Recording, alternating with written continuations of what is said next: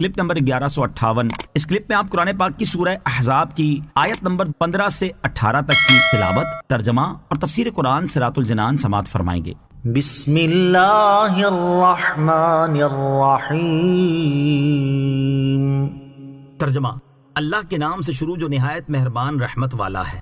وَلَقَدْ كَانُوا عَاهَدُوا اللَّهَ مِن قَبْلُ لَا يُوَلُّونَ الْأَدْبَارَ وَكَانَ عَهْدُ اللَّهِ مَسْئُولًا۔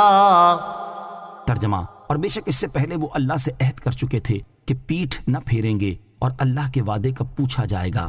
وَلَقَدْ كَانُوا عَاهَدُوا اللَّهَ مِن قَبْلُ، اور بے شک اس سے پہلے وہ اللہ سے عہد کر چکے تھے، یعنی جو لوگ مدینہ منورہ میں اپنے گھروں کی طرف لوٹ جانے کی اجازت طلب کر رہے ہیں، بے شک وہ غزوہ خندق سے پہلے اللہ تعالیٰ سے یہ عہد کر چکے تھے کہ وہ دشمنوں کو پیٹھ دکھا کر جنگ سے فرار نہیں ہوں گے، بزدلی کا مظاہرہ نہیں کریں گے، اور جو غلطی ہم سے پہلے سرزد ہوئی اسے نہیں دہرائیں گے۔ لیکن انہوں نے وہ عہد توڑ دیا اور اپنے گھروں میں واپس جانے کی اجازت طلب کرنے لگ گئے۔ یہ یاد رکھیں کہ قیامت کے دن اللہ تعالیٰ سے کیے ہوئے وعدے کے بارے میں پوچھا جائے گا اور اسے پورا نہ کرنے پر سزا دی جائے گی۔ اس سے معلوم ہوا کہ حضور علیہ الصلوۃ والسلام سے کسی چیز کا عہد کرنا گویا رب عز و جل سے عہد کرنا ہے، کیونکہ حضور پر نور علیہ الصلوۃ والسلام رب تعالیٰ کے نائب اعظم اور مختار مطلق ہیں، لہٰذا آپ سے کیے ہوئے عہد کو پورا کرنا لازم ہے۔ قُل لَّن يَنفَعَكُمُ الْفِرَارُ إِن فَرَرْتُم مِّنَ الْمَوْتِ أَوِ الْقَتْلِ وَإِذًا لَّا تُمَتَّعُونَ إِلَّا قَلِيلًا قُلْ مَن ذَا الَّذِي يَعْصِمُكُم مِّنَ اللَّهِ إِنْ أَرَادَ بِكُمْ سُوءًا أَوْ أَرَادَ بِكُمْ رَحْمَةً وَلَا يَجِدُونَ لَهُم مِّن دُونِ اللَّهِ وَلِيًّا وَلَا نَصِيرًا۔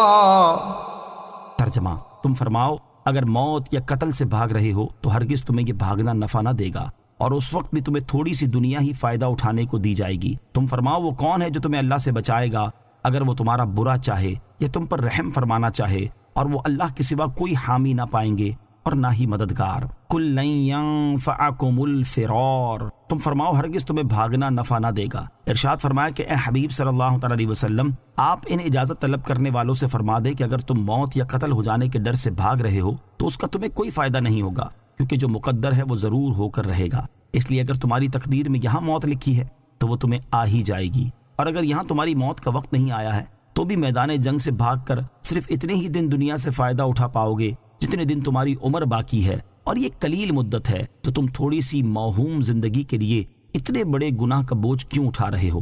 قل، تم فرماؤ، یعنی اے حبیب صلی اللہ تعالیٰ علیہ وسلم، آپ ان سے فرما دیں کہ اگر اللہ تعالیٰ کو تمہیں قتل اور ہلاک کرنا منظور ہو تو اسے کوئی ٹال ہی نہیں سکتا، اور اگر وہ تمہیں امن و عافیت عطا فرما کر تم پر رحم فرمانا چاہے تو کوئی تمہیں قتل اور ہلاک نہیں کر سکتا، اور یہ لوگ اللہ تعالیٰ کے سوا اپنی جانوں کا کوئی حامی نہ پائیں گے اور نہ ہی انہیں کوئی مددگار ملے گا۔ قد يعلم الله المعوقين منكم والقائلين لإخوانهم هلم إلينا ولا يأتون البأس إلا قليلا۔ ترجمہ: بے شک اللہ تم میں سے ان لوگوں کو جانتا ہے جو دوسروں کو جہاد سے روکتے ہیں اور اپنے بھائیوں سے کہتے ہیں ہماری طرف چلے آؤ، اور وہ لڑائی میں تھوڑے ہی آتے ہیں۔ قد یعلم اللہ المعوقین منکم، بے شک اللہ تم سے ان لوگوں کو جانتا ہے جو دوسروں کو جہاد سے روکتے ہیں۔ شان نزول: یہ آیت منافقین کے بارے میں نازل ہوئی۔ ان کے پاس یہودیوں نے پیغام بھیجا تھا کہ تم کیوں اپنی جانیں ابو سفیان کے ہاتھوں سے ہلاک کرانا چاہتے ہو؟ اس کے لشکری اس مرتبہ اگر تمہیں پا گئے تو تم میں سے کسی کو باقی نہ چھوڑیں گے۔ ہمیں یہ اندیشہ ہے کہ تم کسی مصیبت میں گرفتار نہ ہو جاؤ، تم ہمارے بھائی اور ہمسائے ہو، اس لیے ہمارے پاس آ جاؤ۔ یہ خبر پا کر عبداللہ بن ابی بن سلول منافق اور اس کے ساتھی مومنین کو ابو سفیان اور اس کے ساتھیوں سے ڈرا کر رسول کریم علیہ الصلوۃ والسلام کا ساتھ دینے سے روکنے لگے، اور اس میں انہوں نے بہت کوشش کی، لیکن جس قدر انہوں نے کوشش کی مومنین کی ثابت قدمی اور استقلال اور بڑھتا گیا۔